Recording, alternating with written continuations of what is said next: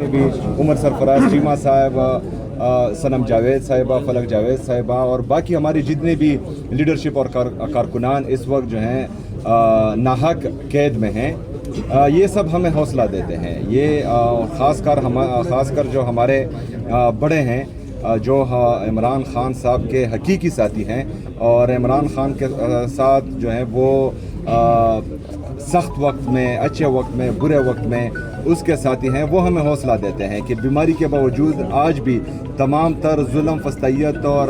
جبر دیکھنے کے باوجود ان کے گھر توڑے گئے، ان کے بچوں کو اٹھایا گیا، ان پر خود ظلم ہوا، اس کے باوجود بھی عمران خان صاحب کے ساتھ کھڑے تو ان کو دیکھ کر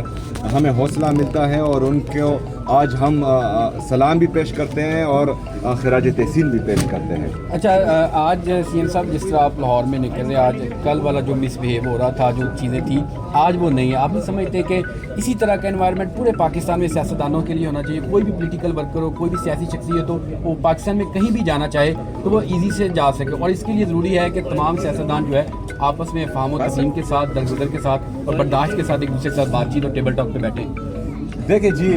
خیبر پختونخوا میں اگر حکومت میں ہم ہیں تو وہاں ہماری اپوزیشن کی پارٹیاں موجود ہیں۔ ہمارا اپوزیشن لیڈر وہاں پر جو ہیں بہترین 40-45 منٹ کی تقریر کرتا ہے اور حکومتی بینچز پر لوگ بیٹھے رہتے ہیں۔ وہاں پر لوگ وزیر اعلیٰ کے خلاف بھی بات کرتے ہیں، جو ہماری اپوزیشن پارٹیاں ہیں، حکومت کے خلاف بھی بات کرتے ہیں، ان کو تمام آزادی ہے۔ لیکن یہ روایات جو میں یہاں پنجاب میں دیکھ رہا ہوں تو یہ جمہوری روایات نہیں ہیں، یہ جمہوری اقدار کے خلاف ہے اور یہ ان لوگوں کی ذہنی اور اخلاقی پستی کو ظاہر کرتا ہے۔ جو رویہ کل رکھا گیا چکری انٹرچینج سے لے کر یہاں اسمبلی تک، تو یہ انتہائی